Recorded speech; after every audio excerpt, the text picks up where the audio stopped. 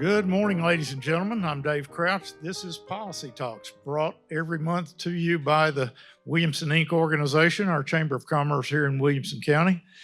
And we've got a somewhat of a light turnout on this rainy morning here at Columbia State, but they're all bright-eyed and look like they have lots of questions to ask, so we'll look forward to hearing from them later in the program. We've also got TV audience viewing from Comcast Channel 3 and the YouTube channel, thanks to Creed Henderson and his crew. Also a radio audience with WAKM AM 950, thanks to Tom Lawrence and his group. Our panel today are three of our six legislators that represent Williamson County. This morning we've got Senator Jack Johnson, our senator that represents most of Williamson County in District 27, and also the Senate Majority Leader. And we appreciate you being here this morning, Jack. We've got Representative Lee Reed. I tried to give him a promotion earlier this morning, but he's not a congressman. He's a representative, District 65, and we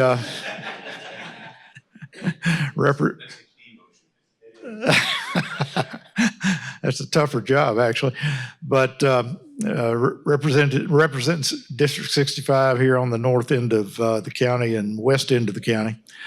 And then Jake McCalman covering the east side of the northern part of Williamson County in District 63. Gentlemen, glad to have you with us this morning.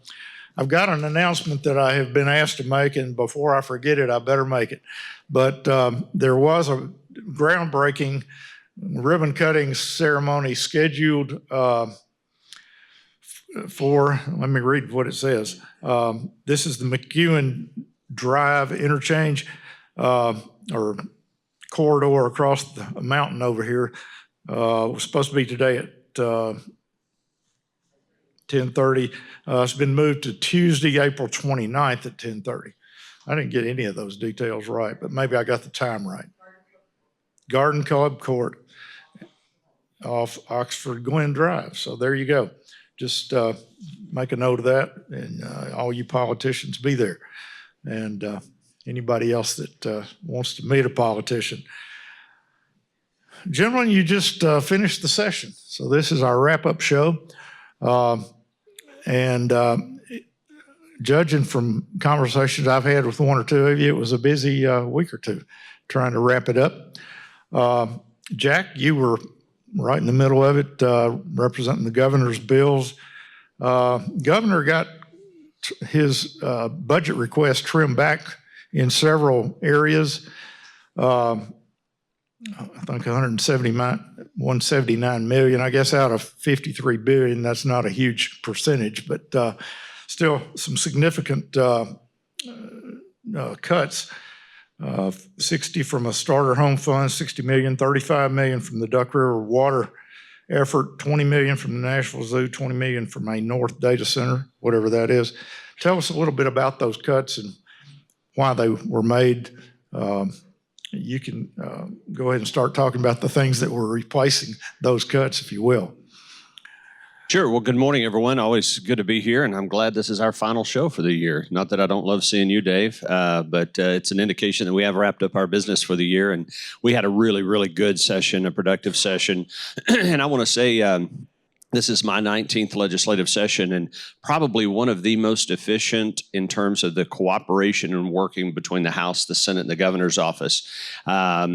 You know, it's natural. I think the framers wanted it to be, there to be tension between the various branches of government, between the two chambers. But we really worked well together this year and kind of kept the train on the tracks and had a good session. Relative to the budget, you hit the nail on the head. It's actually a $59.8 billion state budget. And the way the process works, the governor proposes a budget. Back early in session when he delivers his state of the state. That is followed sometime in March, usually with what we refer to as the administration amendment that has some updated fiscal numbers. And then that gets handed over to the legislature. and we have to pass it. So the old saying goes, the governor proposes, the legislature disposes. And so it's not uncommon at all for us to make tweaks and move some things around. Generally, those changes are made in conversation with the governor's office. It's not as if we just ambush and go in and take a meat cleaver to his budget. One of the things that was part of the conversation, and Lee's on finance, so he was part of this as well, is the governor had proposed a number of things in terms of recurring dollars. We always talk about recurring versus non-recurring dollars. Grants to nonprofits who do wonderful work. It's no reflection at all on some of the organizations that he wanted to put some money in the base budget to be funded on an ongoing basis. And we've kind of felt like it was better to do that year after year so that those organizations can come back and demonstrate to us what they're doing with the money. You know, sometimes it gets into that base and it's just there year after year. And so that's what we see too much of in Washington, and we don't want to go down that path. And the governor, there was, I don't think a crossword said in terms of that conversation with the governor's office. So there was no hostility about it. Some of the things you mentioned, we have really wanted to support our tourism assets in the state of Tennessee, and we've done that. Our zoos, our aquariums, you know, we've appropriated a good bit of money to Memphis to help them with some of their public safety issues because we think Memphis has some really significant assets. They should be a tourism destination with Bill Street and Graceland and the Mississippi River, and they have a wonderful zoo in Memphis. We want to be a good partner with them, but we reallocated some of the dollars there. So you mentioned the Duck River, which we'll probably talk about here. You know, the issue that's there, and I know our mutual friend Rick is wearing his Columbia Dam T-shirt here. Everybody recognizes there's a problem there in terms of access to water in that Duck River Basin. The governor had proposed $100 million to kind of be seed money towards some type of a solution, whether that's a pipeline from the Cumberland. We agree that we should probably do that. We just felt like $100 million sitting there doing nothing might be a little bit much, so we took 35 of that and moved it to something else. Left 65 million there, and we could always come back next year and put the 35 million back. But really, in the grand scheme of things, an almost $60 billion state budget, we moved around about 170 million. It's really pretty small. Where did you add back to? What programs did you add to, if you don't mind? One of the biggest things we did is in terms of the hospital assessment buyback. This gets a little wonky and nerdy, so we can get as into the weeds as you want. Okay, you want me to skim the surface here. So one of the things we've been doing for a number of years with our hospitals, and since then we've also added in our ambulances and our nursing homes, is through Medicaid, which in Tennessee is TennCare. That's our Medicaid waiver. The hospitals have been assessing themselves a tax, meaning they voluntarily agree to a tax that we use to draw down additional Medicaid dollars. It's a 2-to-1 match. And that's due in large part because of back during Obamacare, the DISH payments, which go to hospitals for indigent care, got reduced fairly significantly. And again, that was under the Obama administration. That wasn't a Tennessee legislative initiative. And so this is one of the ways we try to get some Medicaid dollars back into a lot of these hospitals there that have a high degree of indigent care, uncompensated care. And so what we felt like we should do is to buy back some of that self-assessed tax.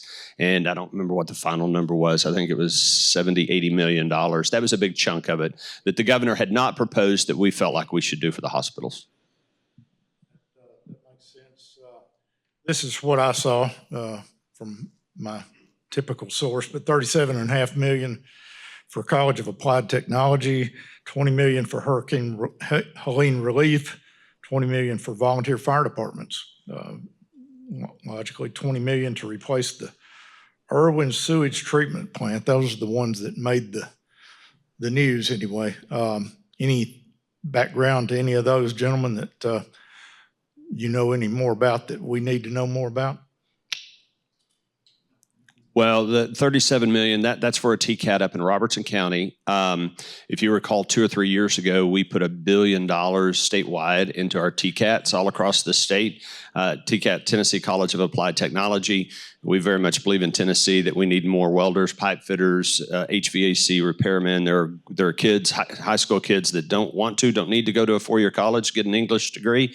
They need to go learn how to work with their hands. And we have a wonderful system of colleges of applied technology all across the state. And the governor is a big believer in these. We are as well in the General Assembly. So 2 or 3 years ago, we put $1 billion into expanding those across the state. One that got left off that we kind of need. There's a gap up north of Davidson County, and so that $37 million was for a TCAT up there. I want to touch on the firefighter thing. Go ahead. So volunteer fire departments across the state, the vast majority of people in Tennessee, at least from a geographic standpoint, are not served by a municipal fire department. It's a volunteer fire department. And they do wonderful work, brave men and women that protect people. And so over the last several years, we've been forming a grant pool that will allow those volunteer fire departments to apply for a grant to buy new equipment and things like that across the state. And we had started it at $5 million, and we increased it to 10, and this year we bumped that up to $20 million. Since you brought up the Columbia Duck River efforts, I didn't specifically have this on the agenda, but since he brought it up, Rick, stand up. Show off your T-shirt. This is Rick Williams, Congressman Andy Ogle's field rep in our area. And tell us what this is all about real quickly. Well, who remembers the original Columbia Dam being built? Anybody? Not many in the room. If you're not from here, you can read up on it. But there was a dam built in the 70s. Federal judge stopped it when it was about 95% complete. It sat empty for about 20 years, and TVA decided to tear it down because people were starting to rappel off of it and be on the property. So we had the perfect dam already built, 90-something% complete. Federal judge stops it, TVA tears it down. Well, that was okay then, but the growth we've had, everyone knows Spring Hill needs water. Chapel Hill has 1,000 homes right now they cannot build. They're waiting on water to build 1,000 new homes have been approved. It's a problem, and the idea of a pipeline is one solution, but going back to the original site where the dam was going to be, it's still there. The land is still there. They bought land from private citizens. They wouldn't give it back to them. They wouldn't sell it back to them. They sued, and anyway, we have the land there under the TWRA, and I think it'd be a great project. And I'll let them comment on their thoughts about it. Thank you. Thank you, Rick. It's hard to get him to stop when you get him started. So,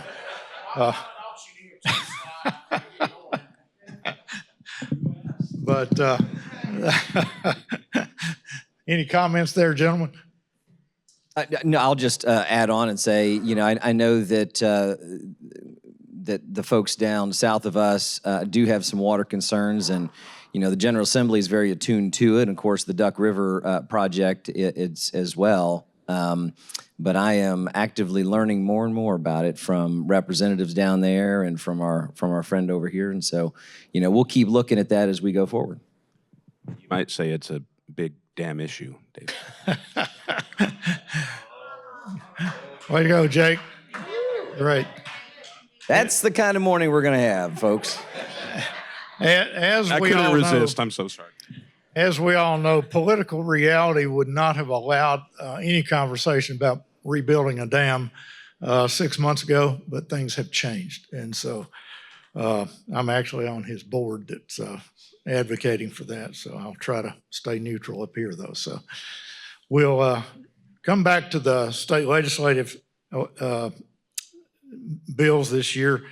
One of the big ones, probably more controversial ones, was the one about whether or not to have primaries versus caucuses in our counties for county offices. And there was a lot of discussion about requiring party registration for voting in this state. Tell us, Jake, you don't talk much. Come on, tell us what that's all about and what the pros and cons of caucuses versus primaries are. As I understand it, the bill requiring counties to continue to have primaries where they've had them in the past did pass. And so if we've had an open primary here in Williamson County, we'll continue to have that. Why? Well, first off, I mean, let me make a slight correction. We don't have open primaries. We do. It is against the law for crossover voting. Primaries are the most effective manner of electing your nominee. We, as the General Assembly, our governor, our federal delegation, the state requires by statute to elect us in a primary fashion. To me, it was a goose gander type of issue. Not to steal Lee's talking points, because he did sponsor this bill, but all we did was codify what is practiced currently in the states. Counties that are doing caucuses can continue to do caucuses. Counties that are doing primaries will be continuing to do primaries. So we didn't change anything effectively with regards to practice in the state, but moving from a primary to caucus, it allows for mass disenfranchisement of voters on both sides of the aisle. If the Democratic Party were not to have a primary and they went to a caucus, you're disenfranchising Democratic voters. If you are moving to a caucus with Republican voters, you're disenfranchising Republican voters. So to me, it is a voter rights issue. I was happy to support it, happy to vote for it, and proud of these two guys for carrying it through and sponsoring it. Did he miss anything? Well, he summed it up very well, actually. This has been something that has been hanging out there for decades and decades, and I know that there have been efforts in prior years to fix, and I'll call it a fix, to that issue. I think back in 1937, and I know that Senator Johnson actually traced the history of this, 1937, was the law that required the state legislature, the governor, and our federal offices to be a primary format for party nominations. And I don't know why they did not have county offices included in that, but they didn't. And it has been something that for really decades that people have been trying to fix. And with some conversation this year across the state about trying to take counties backwards into a caucus situation. And in my view, that was really to try to get a predetermined outcome. That's my own opinion. It was time to re-examine that again. And the senator and I were able to find a caption bill that somebody was not using for their purposes, and added language to that to help fix that problem once and for all. And we were able to get that across the finish line. And I'll tell you, it was an effort. We worked those bills very hard, talked to a lot of our colleagues in advance about them. We had, I'll just brag on the House a little bit. We've got an extra committee step often, so it might be easier in the Senate. I don't know if it is or not, but that's my view of it. But we got that through our House campaign subcommittee 5-2. And then through the state and local committee 21-2. And then on the floor of the House, we had some vigorous debate about it. Ultimately, 60-25 was the vote on that bill. And was happy to get that done because I think it ensures for voters across Tennessee that they will not be disenfranchised when it comes to electing their county mayor and their property assessor and their school board. And so here's what the bill does not do. There are some counties across the state that have nonpartisan positions. It doesn't make them partisan. We've got some counties that use a caucus system now. It does not require them to move to a primary system. It allows them to continue. But in my view, this was a voter integrity measure, and I'm glad we got it passed. The only thing I'll add, Jake and Lee did a great job of explaining the issue, but I want to break it down so people that are listening or watching understand what we're talking about, because we're using these terms primary and caucus, and some people may be, well, I'm not really sure, what are you talking about here? So think of the way we do it now is a primary. Okay, that we're not changing anything. It doesn't change the way Williamson County or any other county in the state does it. And over 70 counties, when it comes time to elect their county mayors, their sheriffs, their county commission, property assessors, trustee, we're talking about county offices. You have a primary election. You have early voting. You have absentee balloting for people that are in the military, that are overseas and not here. Most of our election commissions make accommodations for people who are in nursing homes and can't leave. They're confined to a nursing home. So if you're a Republican and you want to have a say in who your Republican nominee is for any of these offices, you participate in the primary. You go vote. You early vote or you vote on election day, you absentee vote, whatever the case might be. And same if there's a Democratic primary, okay? So think of the system we have now for Williamson County. It's a primary. A caucus is a one-time event that's held on a specific day, at a specific time, at a specific location. You have to show up and participate. You have to go to a high school gymnasium or a ballroom at a hotel or whatever. And it is run by the party. It's not run by the election commission. It's the party decides who gets to vote. They produce the ballots. They count the ballots. It's not done in the way we do it now. They don't allow early voting for weeks in advance for that. Or absentee voting for people that are in the military. Right. So when Lee and Jake are talking about disenfranchising, if you're unable to show up at 2 o'clock on that Saturday afternoon because you're sick, or you're out of town, or you have to take care of an aging parent, or you're in the military, you don't get to participate in your party's selection process for your party's nominee. That's why we say it's disenfranchising. And so this is very important legislation, and I was proud to sponsor it and sponsor it with Lee, and Jake supported it, to say that those primaries that we have now, if that's the way it's being held, we're going to keep doing that. We're not going to go backwards. I often think of the old Tammany Hall smoke-filled back room process of picking nominees. That's what some people want to go back to, and we're not going to do that in Williamson County. I'll never stand for it. We're going to protect the right of all people that are Republican to help select their party's nominee for county office. Appreciate your leadership on that. The bill that proposed to require party registration did not pass. Can you provide color on the pros and cons there? All three of us can, because we all three support that legislation. And I want to be clear, don't conflate the two issues. The way our system works now, as Jake said, when you show up to vote in that primary, and that's whether it's the state, federal, or the county primary or whatever, we have what's considered to be a closed system, in that you show up the day of and you sign, you attest under penalty of perjury, I believe, that you are a Republican, because we don't want Democrats coming over and voting in our primaries, trying to affect the outcome. Republicans should pick their nominee, Democrats should pick their nominee, and then they'll go battle it out in a general election, if that makes sense. The conversation is you should have to make that attestation sometime in advance of that primary. That's what party registration means. And I think we should have it. And I've supported that a long time.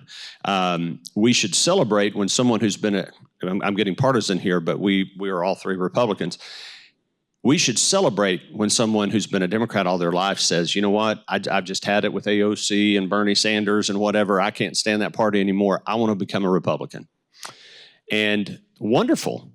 I remind people, Ronald Reagan and Donald Trump are both former Democrats that became Republicans, okay?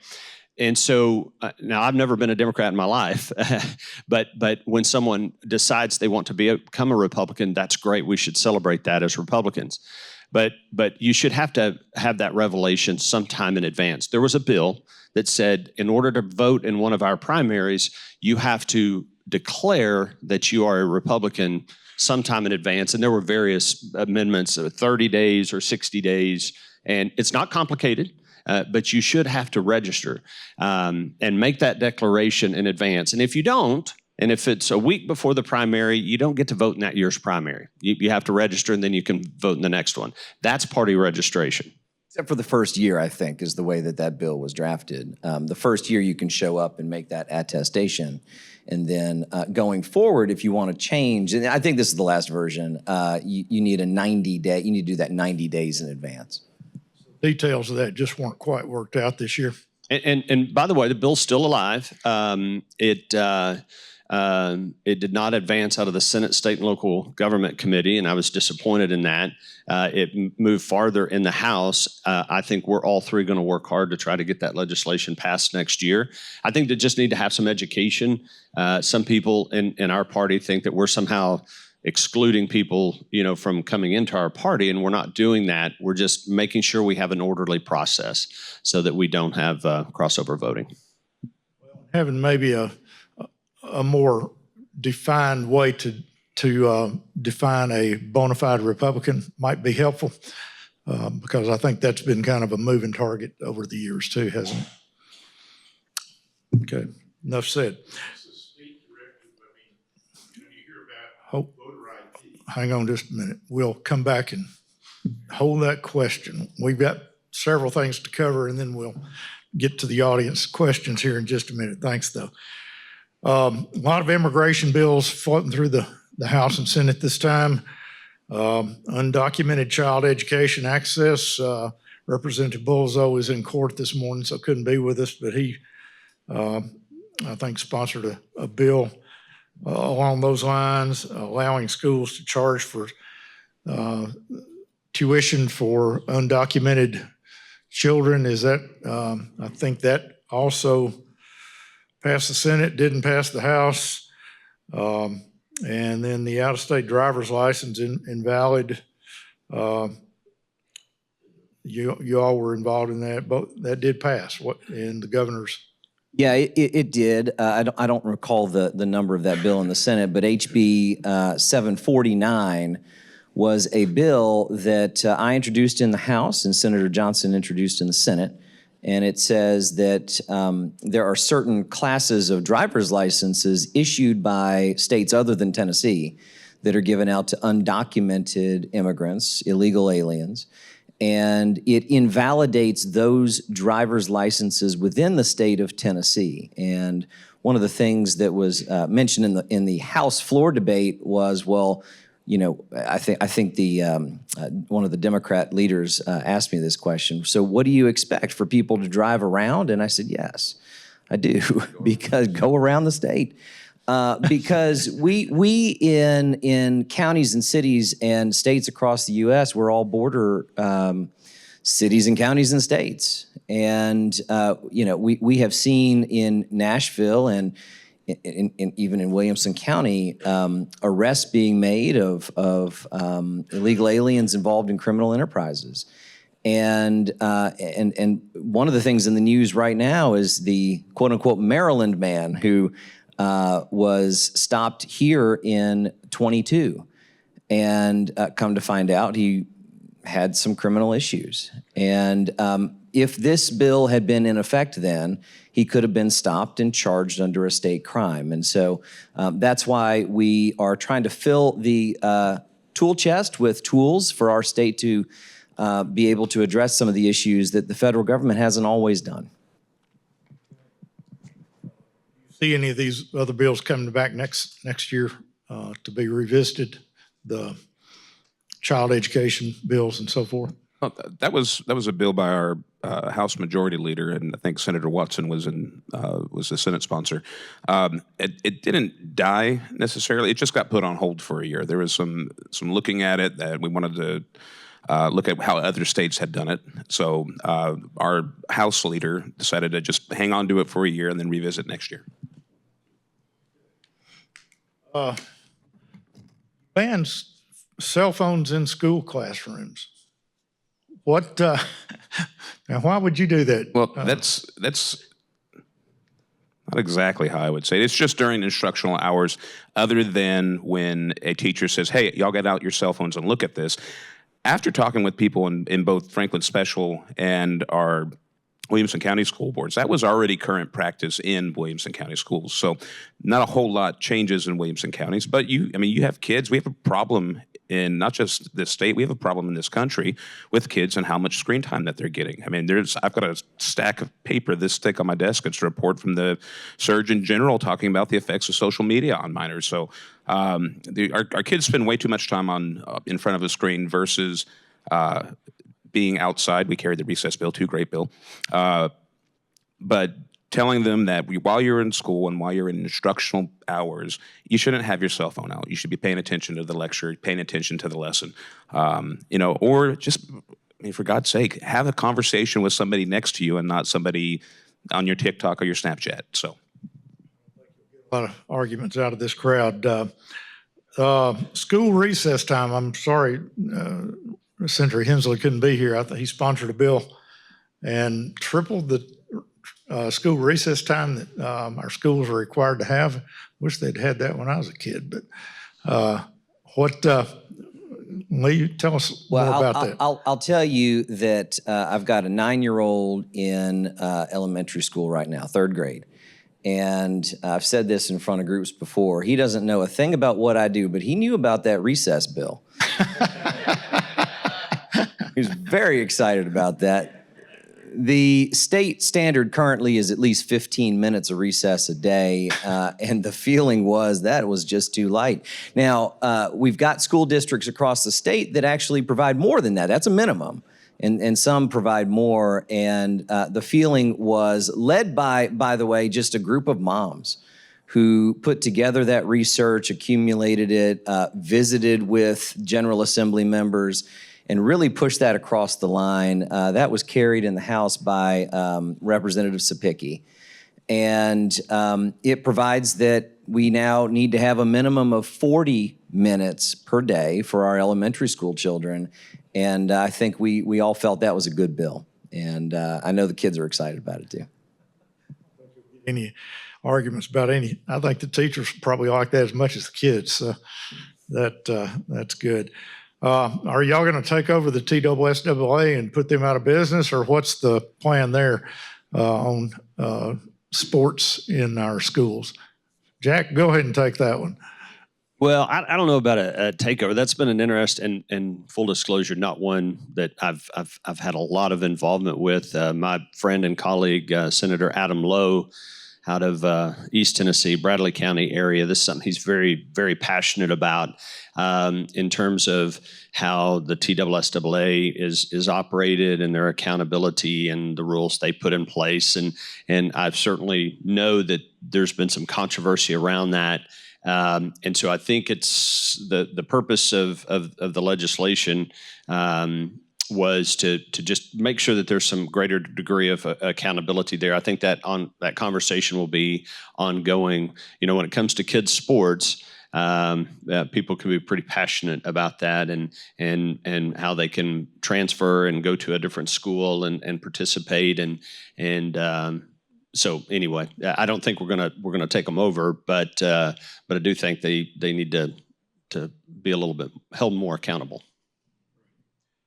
We won't spend too much time on that this year, but we'll come back to that next year. But one bill that I've actually had a couple of phone calls about, wanted to make sure we talked about it today, and that's the in vitro fertilization birth control legislation that it did pass. There were 11 Republicans who wrote to the governor wanting him to veto that legislation, which he's never vetoed a bill yet, but they were wanting him to make an exception. I heard about 9 o'clock last night that he had signed the bill. So somebody explain that to me. I sort of know what it's all about, but I think there's a lot of people that don't quite understand what that's all about and why it's important. I'll take it. I'm not an expert in this at all, but I will say that, as Republicans, we believe in contraceptives and understand that IVF has been a valuable tool to parents trying to have children. That is it's been a life-giving technology. The bill, in my view, and I voted no on the bill, but it was a tough vote. What you find if you go up to the General Assembly is sometimes you support things in principle, but you don't support the language. And that was the case on this bill for me. I think that the language was not well defined. I think it was trying to do some things that were already permitted. And I think that there were some holes that probably need to get fixed next year as a result of it passing, even though, contraceptives and IVF are great things. And I think if you unpack that with some of the other representatives, they would say the same thing. I know Representative Bolso had tried to add an amendment to that bill on the floor. I voted no on the amendment simply because I don't love somebody else's bill getting amended by another representative at the last minute without that representative's consent. And so I'd rather vote on the bill up or down, and that's how the vote ended up in the House. I wish I could add more to it, but I think we need to unpack the language of how it is stated a little bit better. Explain more what happened in the Senate. Well, I think Lee did a good job, and I voted for the bill. It passed unanimously on the Senate side. I now do believe, though, I agree with Lee 100%, that I think this conversation will continue. And, want to reiterate, we support access to contraceptives. We support access to IVF in Tennessee. Want to be very, very clear about that. But these issues do have a high degree of sensitivity relative to the types of contraception that are out there, and how that crosses over into drugs that are basically terminate a pregnancy, abortifacient drugs, and which we do not support. And so I think the legislation was well intended. Lots of conversations. I was aware of the letter from some House members to Governor Lee about vetoing it. He has signed the law. We have good conversations with people that are in the pro-life movement that had an interest in this legislation, and I think shared Representative Reeves' concerns about the language and about slippery slope. Sometimes when we are contemplating legislation like this, you want to get it right, and you don't want to leave ambiguity that has to be determined in the courts. And because we don't like judges, I love judges, by the way. I've got nothing against judges. One in particular. One in particular. But we don't want judges making law. Okay, we don't want judges making law from the bench. And when we craft legislation, if there's ambiguity there, we're setting it up for litigation, then it ends up being decided in the courts. And I think that was a concern about the language there. So anyway, a lot of good thought put into that. I think we'll be back next year to take another stab at it. You dissolved the State Human Rights Commission. You prohibited DEI in state government, local government, and publicly funded college and universities in their hiring practices. That reflects a little bit of what's going on in Washington, I think. Any specific state issues involved there that were important? Well, I sponsored the DEI legislation, actually passed it on the last day of session. There were two bills that we all supported. One that dealt with hiring, promotion, employment practices in state government, not just state government, all levels of government. So this has implications for our friends in local government, county government, and so forth. And then the second bill dealt with delivery of services. This whole concept of diversity, equity, and inclusion, DEI, has become a bit of an issue, more so at the federal level than at the state level. President Trump, on his very first day in office on January 20th of this year, issued an executive order for all agencies and departments to terminate and dissolve any offices of DEI. What DEI says is basically that diversity is more important than anything else. And to me, that leads to racism. It leads to discrimination. I think that diversity, equity, and inclusion, DEI, that D should stand for discrimination more than it should diversity. Because when you make diversity your number one objective, you end up discriminating against people. People should be hired and fired based on merit. We all support diversity. Diversity is amazing. We're a very diverse state and country, and we celebrate that. But that shouldn't be your number one objective. Number one objective should be putting the right person in the right job, the person who can is best able to do that job. And when you're delivering services, those services should be based on need, not just because you can check a demographic box. And so the legislation does mirror what's being done at the federal level. It's not nearly as pervasive at the state level, but there are instances, and we've gotten calls and emails about people who feel like they were discriminated against simply because of DEI policies. And so we want to make sure we're stopping that in the state and all levels of government. So kind of hitting a reset button on that.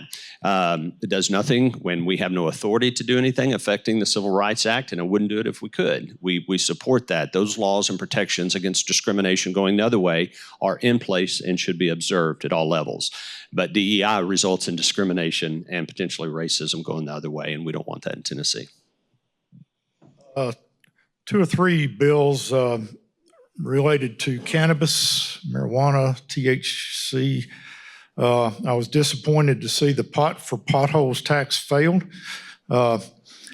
Anything to fix more potholes, I would vote for if I were y'all, but that's okay.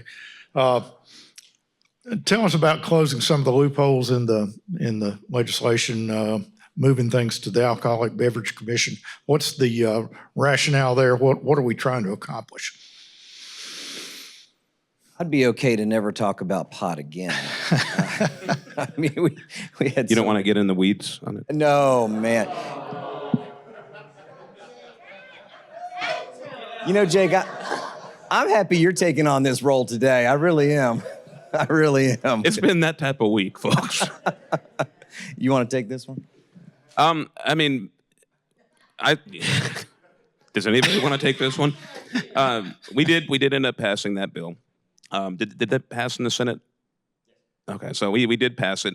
Effectively, we banned THCA.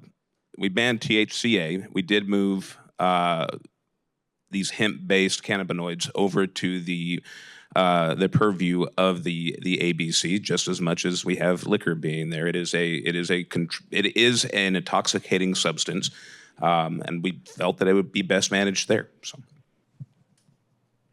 Enough said. Well, I add one thing there is THCA. This all comes from legislation that was passed several years ago relative to hemp and hemp-based products and CBD oils and things that people can use.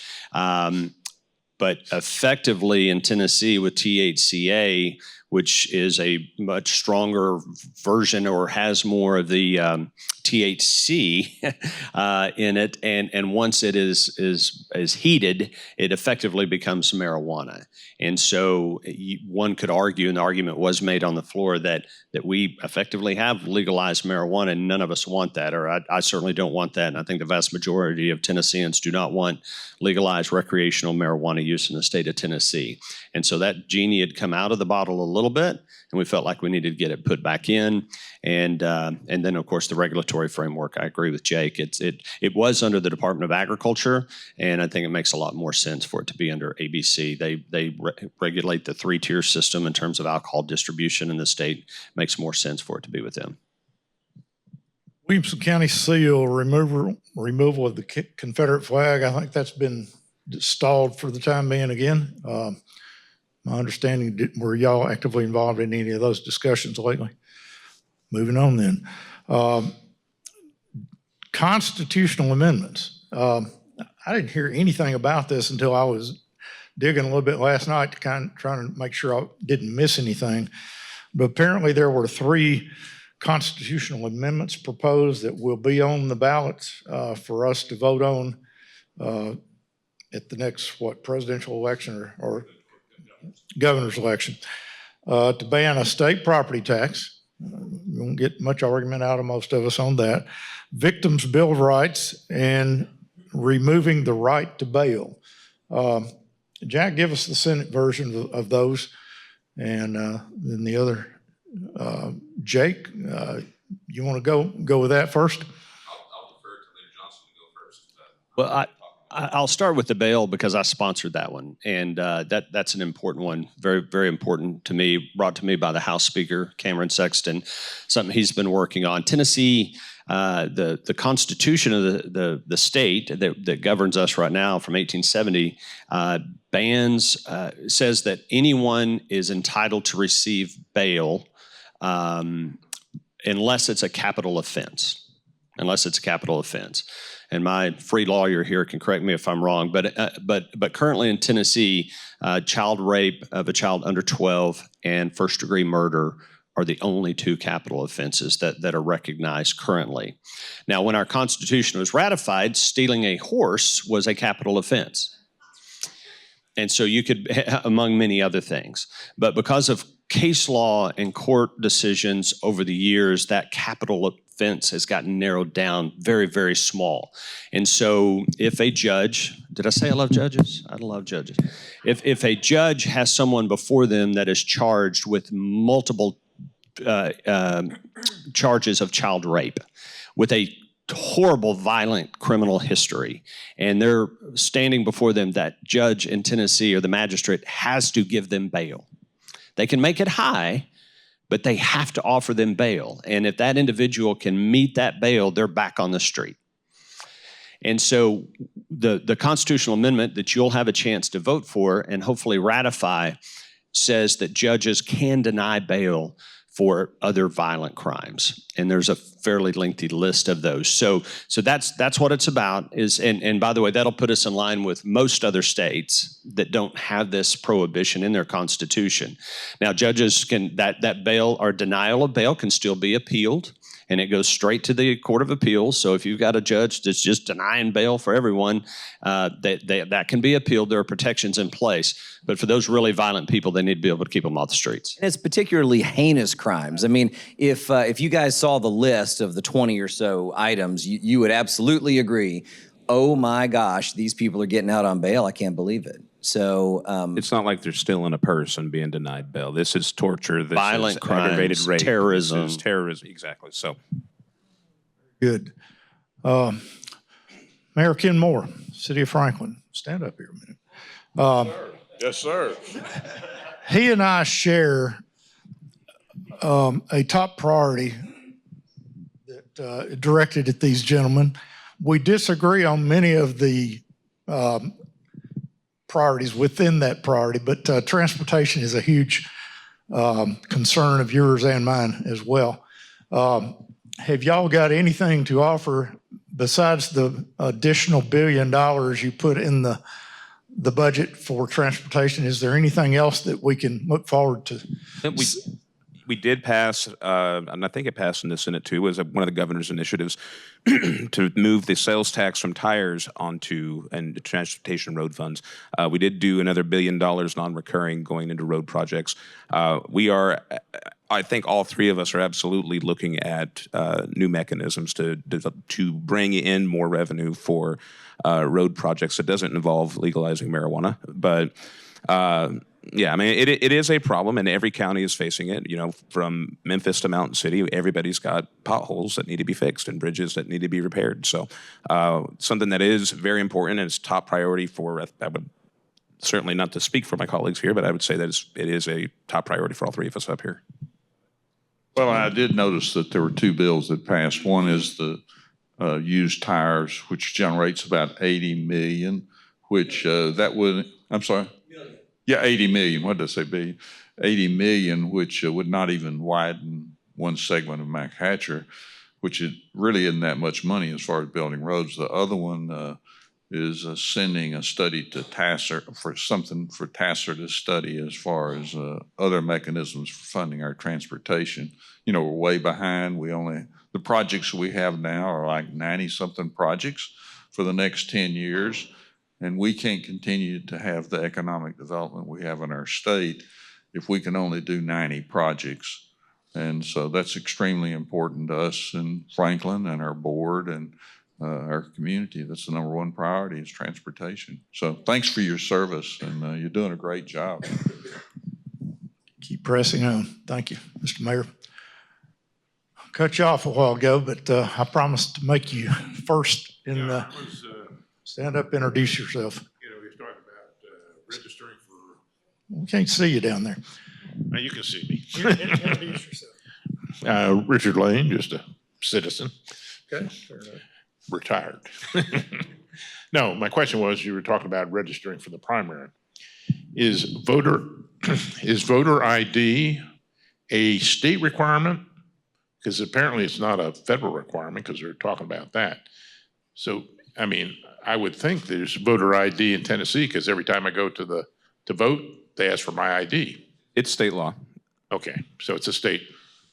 That's all I need. Well, and I'll add one other thing to that. In the special session, we passed House Bill 6001, which among other things required special colored, I think, driver's licenses for folks here on a visa or otherwise legally in the country, but not a citizen of Tennessee. And that's one of the things that will help make sure that illegal immigrants cannot vote in our elections, inadvertently, perhaps. Okay. Mindy Tate, what's your title at Franklin tomorrow? CEO.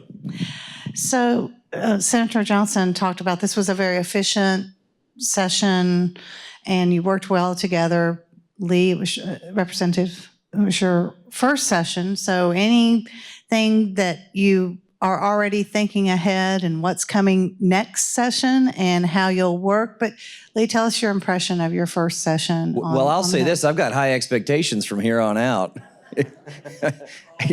You know, we'll get done early, we'll do other,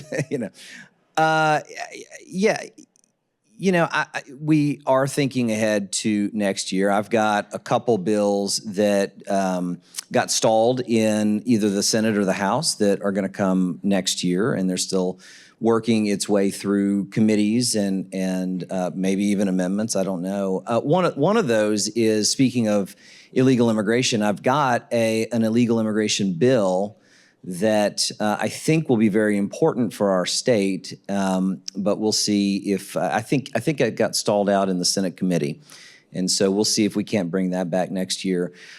One of the things that I haven't talked about here but have elsewhere is we've got a public health crisis in our state, metabolic issues. And so one of the bills that I got passed was, it sounds symbolic, but I think it's more than that. It establishes November, like other states, as Diabetes Awareness Month. And that allows us to focus on what is a growing issue. 1 out of 7 Tennesseans have been diagnosed with diabetes. And 1 out of 5 have it but don't know it. And I was one of those people.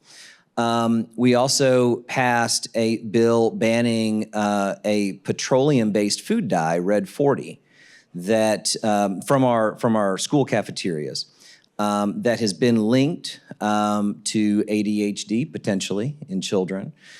We also passed HB 130, which is an extension of our food cottage laws that says that, and the sponsor actually called it the chicken pot pie bill, because it allowed certain dairy products and chicken to be prepared and then sold at a farmer's market or a food market or to your neighbors. And we also passed a bill allowing for greater control over meat processing within the state. That should allow our farmers and our ranchers greater access to those things. And so I'll be looking at ways to expand our public health solutions in the next year as well, and some things around diabetes that I think would be very important. You guys want to add? I'm very supportive of all those efforts because Tennessee is one of the least healthy states in America by a number of metrics, and it's something that we should be cognizant of. One thing, Dave, you were saying, or Mindy was about this coming year. One thing to keep in mind, this upcoming legislative session will be Governor Bill Lee's last legislative session. And as y'all know, I work closely with him as the leader, and he is he has a real passion for doing everything he can to make sure the next governor is set up to succeed. And so there are a lot of things he's looking at in terms of unsettled, problems that we can get wrapped up, and they may be small, they may be minor, but whoever the next governor is, he really wants to make sure Tennessee is in the best possible position for them. So I think that'll be a lot of his focus for his final year. Tom Lawrence is always good for a curveball. And we've got a minute for another question. Tom, what have you got for us this morning? Local politics. There's a Brentwood city election 10 days from now. We all have friends in Brentwood. We need to be on the phone calling them, says, you go vote.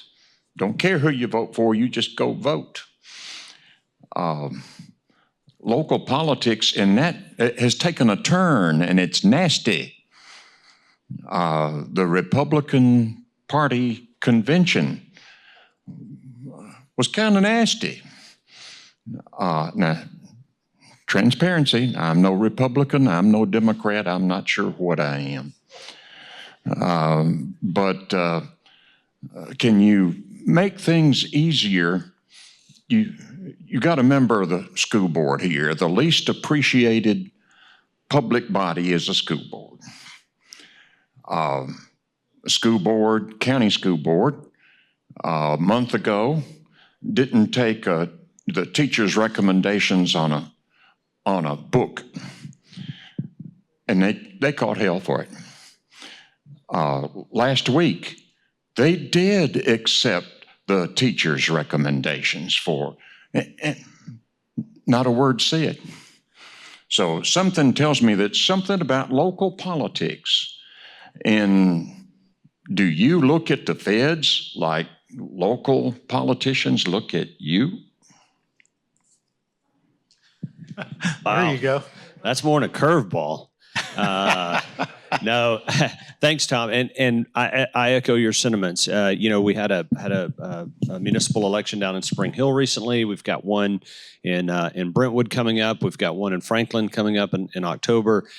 Make sure we should all be encouraging our friends who live in these municipalities to vote in some of these elections that take place at unique times. And as such, sometimes the turnout is very, very low. And so people do need to be, so thank you for saying that. And tell all your friends to get to know the candidates, get to know the issues, and make sure your voice is heard. There is, I don't know if it's more, Tom, nastiness. I attribute a lot of this to social media. And because when I first got elected, it was pre-Facebook, it was pre-Twitter or X or whatever. And I can tell you there is so much garbage and misinformation on these things that we carry around, and we call them phones, but they're not. They're little computers. And people.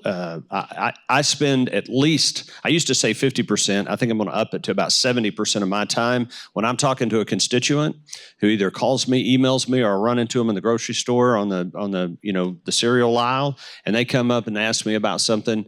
I spend 70% of that time correcting misinformation.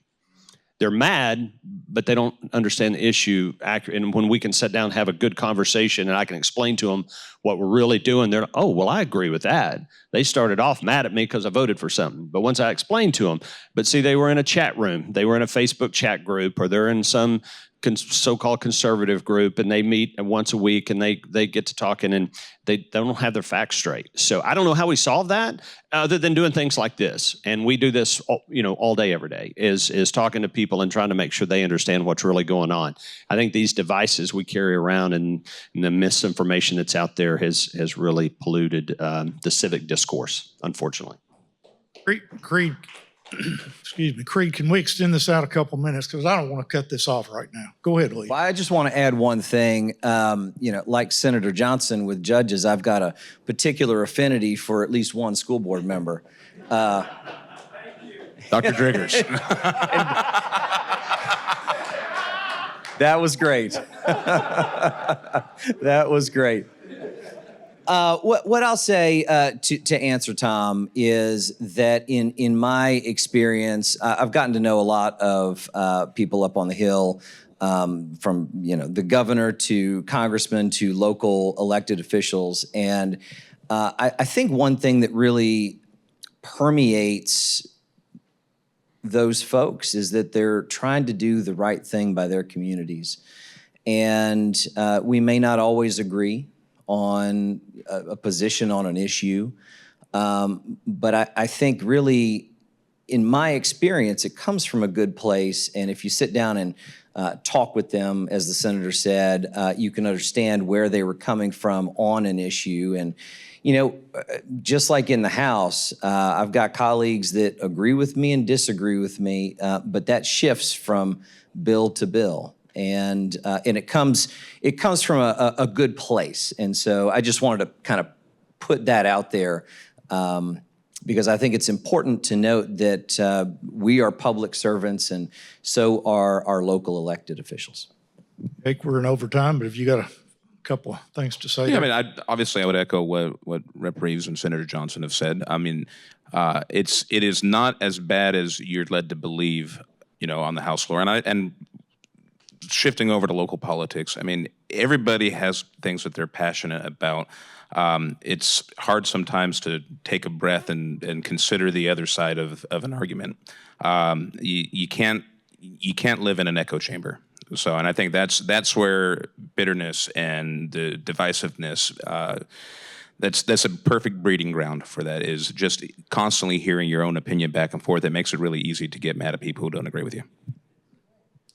Gentlemen, we know you're extremely busy, and we appreciate the time you take to come over here and get harassed by us and let us understand these issues better. And we really appreciate making time for this, and look forward to having you back next year. This will be our last legislative show, but we've got other things planned through the summer, and we'll be announcing those here pretty soon. Just want to again thank Columbia State for making this venue available. It's a perfect place for this show, and it's a beautiful place for this show, and we just look forward to being back next month. The WCTV Creed and his crew make us look really good on TV. We appreciate that. WAKM, Tom Lawrence, I didn't ask your permission to extend the time because you're the one that caused it. So we just deal with it. So, and Derby, Williamson Herald, we appreciate your partnership on getting the word out on these and letting the public know what we learn here collectively. So appreciate that. Brady left, I guess. He's hiding behind Mindy over there. Okay, Brady. And it is Vanderbilt University Medical Center. I had trouble keeping straight whether it's the university or the medical center, but the medical center is a financial partner for us. We appreciate your support there. AT&T and Laura Deathridge, also a financial partner to help make this happen.